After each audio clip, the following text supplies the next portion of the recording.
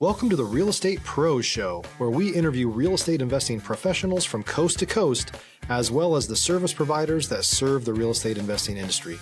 Our goal is simple: share what's working now to help you improve and scale your business to the next level and meet the pros that can help you get there. Real Estate Pros is powered by Investor Fuel, America's leader in helping real estate investors and professionals build the business you need to live the life you've always dreamed of. Let's start today's show. Property insurance for real estate investors doesn't have to be difficult, but it does need to be there to protect you when you need it. MyInvestorInsurance.com not only provides insurance at 15 to 30% cheaper than traditional agencies, it's built specifically for real estate investors like you. You can set up an account in about 2 minutes, get quotes on properties, turn on and turn off insurance for your fix and flip or rental properties in around 2 minutes without having to talk to anyone directly, all through our portal. There's no better way or faster way to make sure you've got the coverage you need to protect you, and no more lengthy policies either. Once you're set up, you're billed monthly and prorated by the day for however long your policy is active. It's powered by MSI, the third largest independent MGA, with 1.5 million customers and more than $1 billion in cumulative premiums written.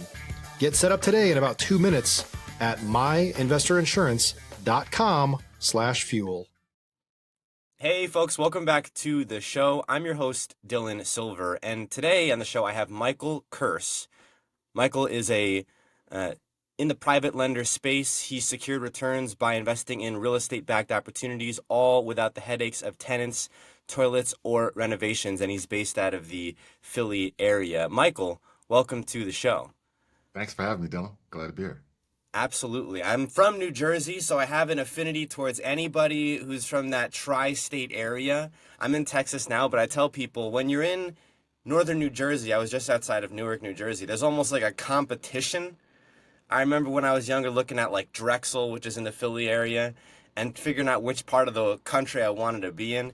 And now I'm here in Texas, and whenever there's anybody from like Philadelphia, New York, New Jersey, I'm like, hey, what's going on? It's good to see another one of us. Yeah, it's pretty cool. It's a small world. I grew up in South Jersey. I was born in New York.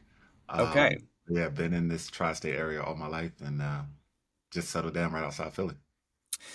Let's talk about your beginnings in the real estate space. I think a lot of times people will see the end result, they'll see the success, but they don't see the journey along the way. And you're in a very niche space in the private lending space. How did you get started in the real estate space? Yeah. So, just to be clear, when you say private lending, I rely on private lenders. I'm more of a real estate investor, but I Okay. started off wholesaling like most real estate investors do.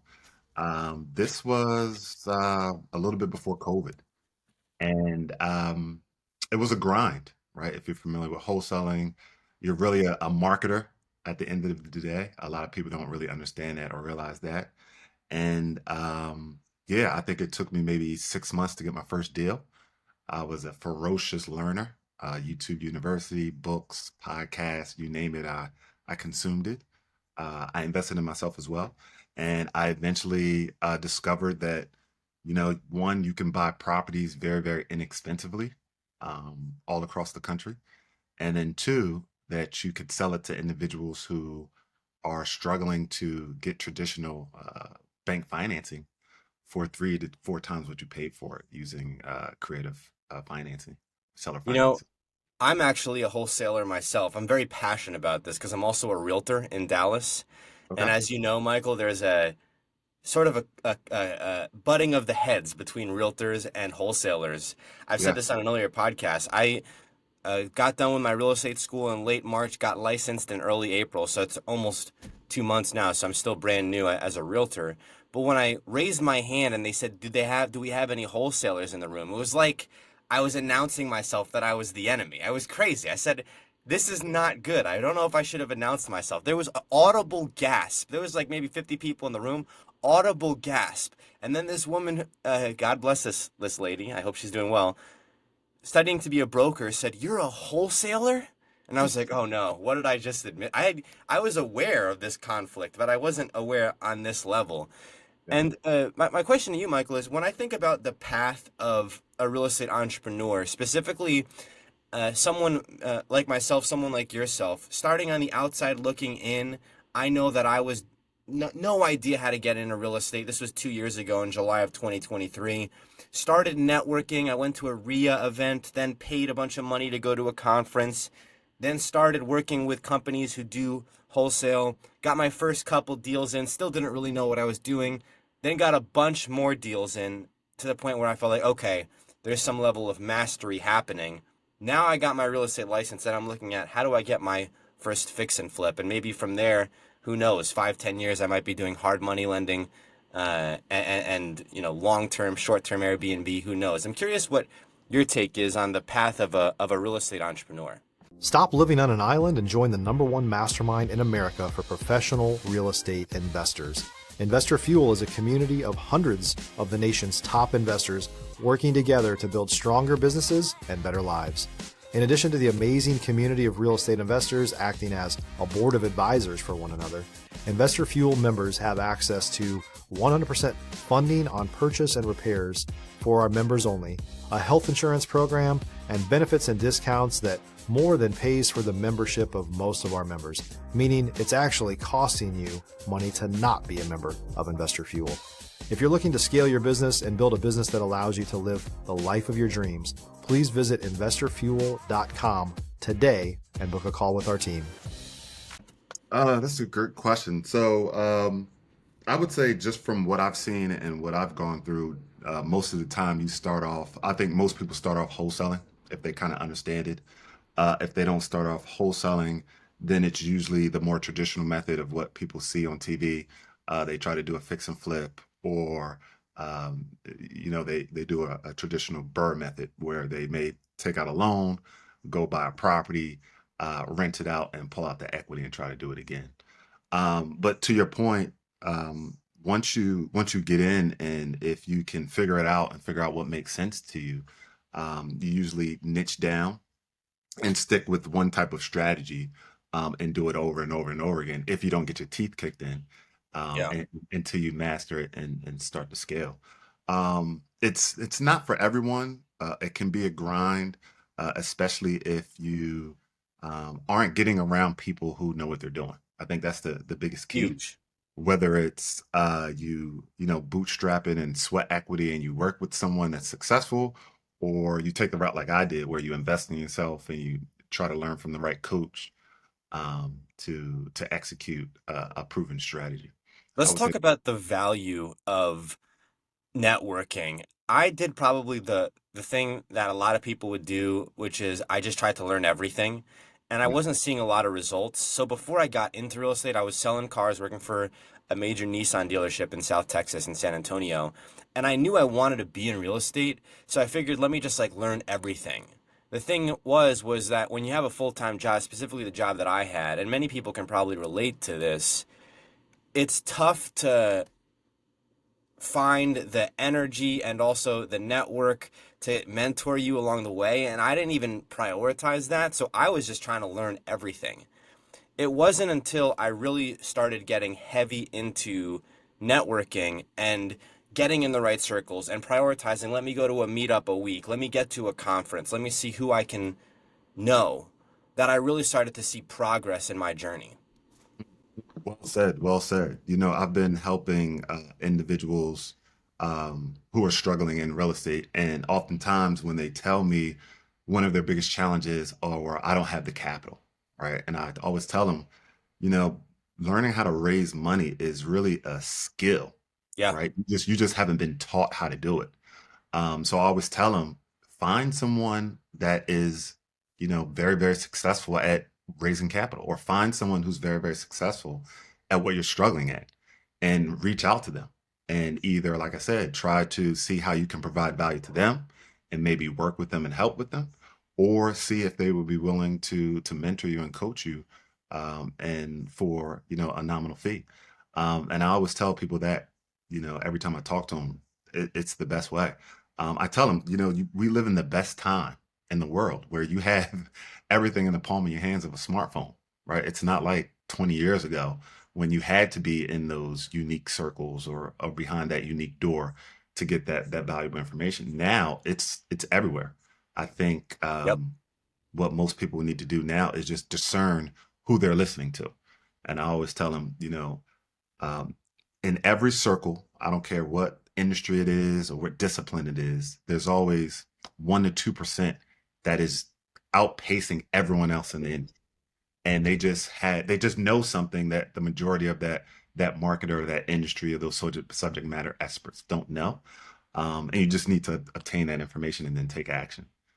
What Um, I've seen too, Michael, is there's a huge emphasis that I'm currently placing on my wholesale business and then starting out as a realtor on aggressive networking strategies that I can take so I can find that cutting edge strategy or technology.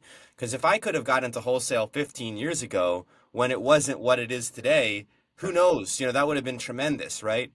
But instead, I have to play catch up in a way because I'm having to learn the game after everyone else did.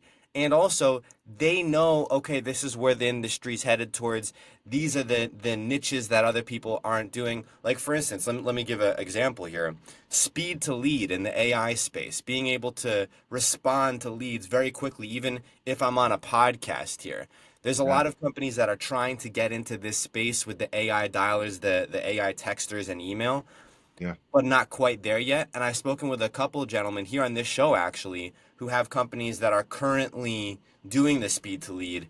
And I think if people can take advantage of a tool like that, if they can really, another one is AI prompting, right? If you know how to write an AI prompt other than just, hey, how many people are in pre-foreclosure in this area? If you can prompt it to do a certain search, like these are skills that just two of the ones that I like that I think set people super far ahead.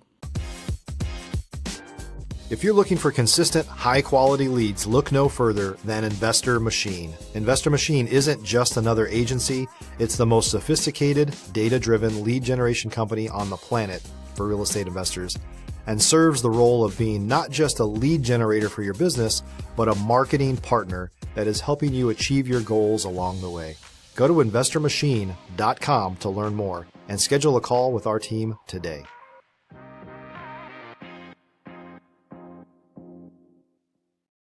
Oh man, the AI space you mentioned is huge. I've had a couple of people approach me as well when you talk about speed to lead and using AI agents to respond to inquiries and things like that. And I've seen some things that are, in theory, make sense. I haven't come across anyone that has something proven, but I put a couple to the test, and I'm interested in see where that space goes. But to your point, I mean uh, AI, ChatGPT. There's another one that just came out that everyone has been going crazy about. Um, DeepSeek? I think so, DeepSeek, yes. But Yeah. if you learn how to prompt, oh my God.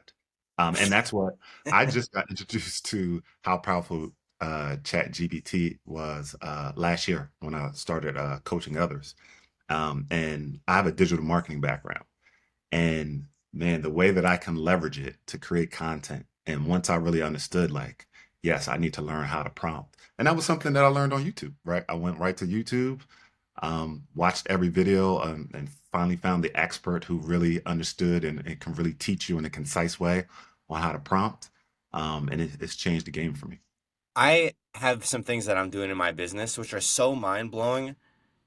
People think I have a whole like production team doing it, and there's specific tools that I'm using. I always said, Michael, that I wasn't going to be one of those guys who, when I had the secret sauce, when I had the sauce, that I was going to hold it behind a closed door.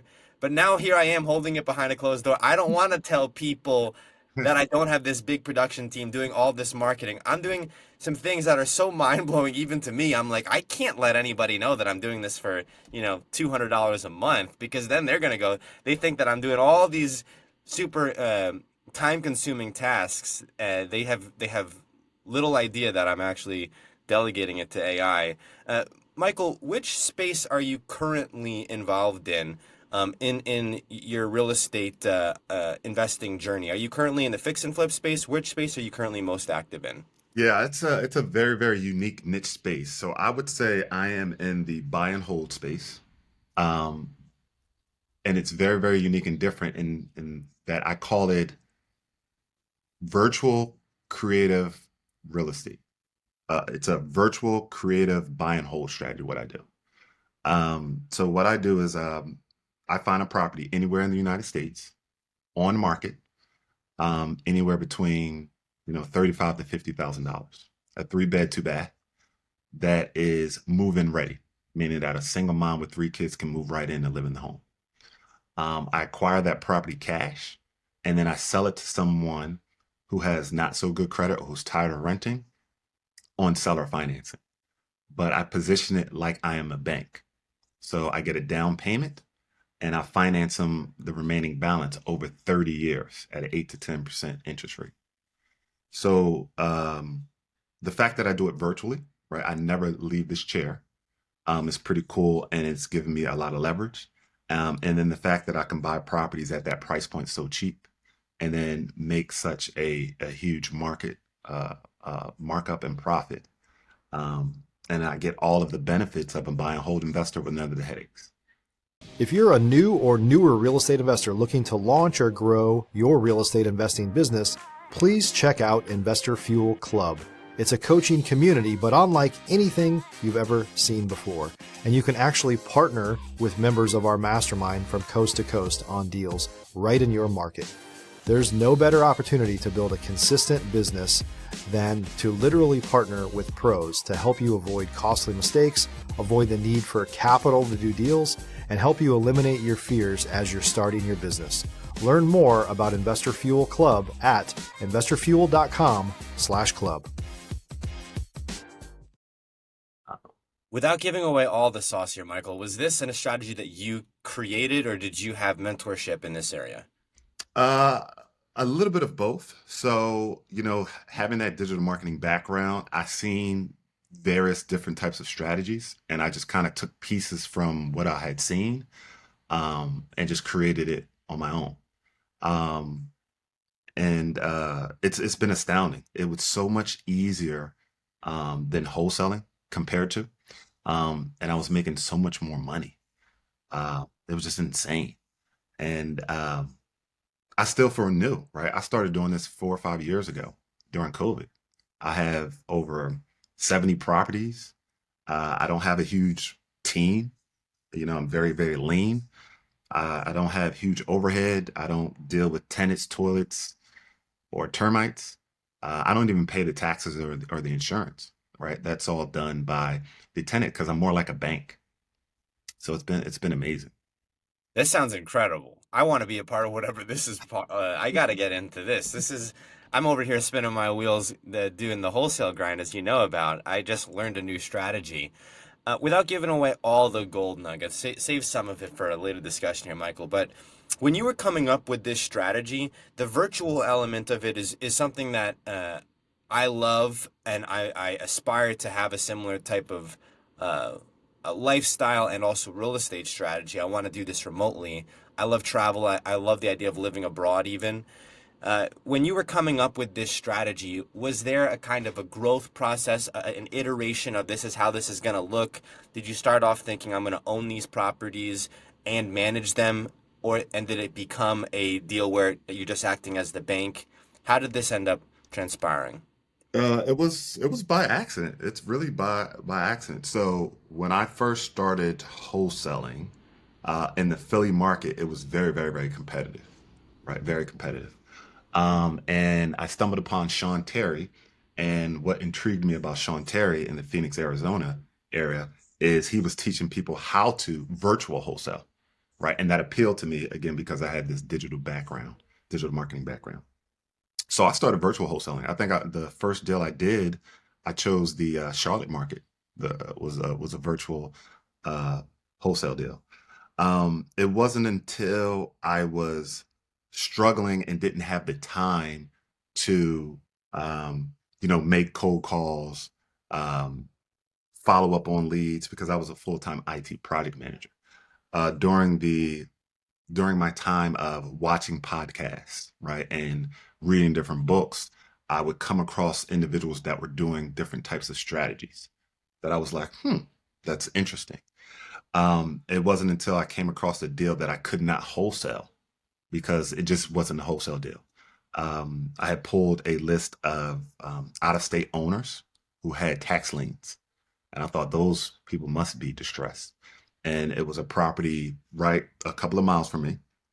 I sent a text blast to them, and she was like, "Michael, um, it's a money pit. My son lives in it. I owe back taxes. You pay the back taxes, you can have it." And I got super excited, right? Because you know how hard it is to find a deal. Once I dug into the deal, I realized not only did she owe about 6,500 in back taxes, uh, the ARV was only about $65,000. It needed about $35,000 in repair, and she had a $17,000 reverse mortgage on it. Mm. Uh, so once I got that deal, I was about to throw it away, but I was like, you know what? Let me try these strategies that I've been seeing these other gurus kind of talk about and implementing. And I tried it and it worked. So what I didn't know that I did back then, but what I know now is I acquired the property via sub two, and then I seller financed it to an investor who couldn't get financing, who wanted to get into the real estate game. So I was able to acquire a property for $0, control it, and then I seller financed it to an investor for $85,000 in like 3 weeks. I got $15,000 down. He gave me that cash, and then I financed him the remaining $60,000 over 8 years at a 5% interest rate or something like that. So he started paying me $545 a month, right? I paid off the back taxes. I brought the property current, and he paid me cash flow. I was just going to collect that cash flow, and then at the end of the 10 years, I was going to pay off the reverse mortgage and then transfer the deed to me. Long story short, he didn't do what he was supposed to do, so I just gave the property back to the seller, right? And I made a some cool profit in the interim. But when I did that deal, I was like, let me see if this was a mistake. Let me see if this was an accident. And then that's when I went and did my first deal. My first deal was Borderline, Ohio, while I'm in Philadelphia, working as an IT project manager. Listed on market, right? I didn't have to waste time trying to find an off market deal, right? Listed on market for $8,000. It was a 3-2. Title company couldn't believe I was getting a property for $8,000. I didn't have the money. I used my wife's credit card. I didn't even know you could buy a property on a credit card. A friend from college had told me that. After closing costs, I was in it for a little over $9,700. I had never bought a property before in my life. I was shaking, like scared buying this property, but it was the best decision I've done. This is during COVID. I bought it for, I was in it for like $9,700. I sold it in 4 days for $45,000. Oh my gosh. I got 5,000 down. I financed them the remaining $40,000 over 8 years at a 7% interest rate, which they came out to a 545 payment per month. That was 118% return on my money. It was the easiest, fastest deal I ever did. After that, I said, forget wholesaling. I'm doing this. And I exhausted every financial resource I had to get as many as possible. So the next property was 22,000. The next property was like 15,000. The next one was about 30,000. It wasn't until I got about 9 of them, and I'm an IT project manager. I'm working full time. I'm 2 years into real estate investing. I'm like, I am a genius, right? But Yeah. then now I see why fix and flippers raise money, because my system was sound, right? I was just buying properties and then just seller financing them. I just needed more capital. So then I learned how to raise money. And like I said, fast forward to today, I own maybe a little over 70 properties like this. I've raised a little over four million in private funds, and I've been helping people get into home ownership. I started helping other investors last June, and so my network has exploded.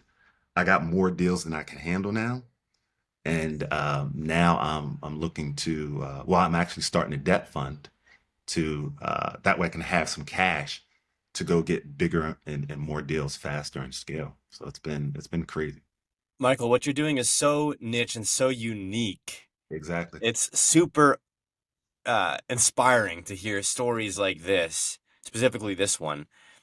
I wanted to ask you, what was that feeling like? What was that day like when you did that first deal with the big spread there with the 9,000 credit card? What was that like, man? Like, walk me through that day, the emotions, the following week.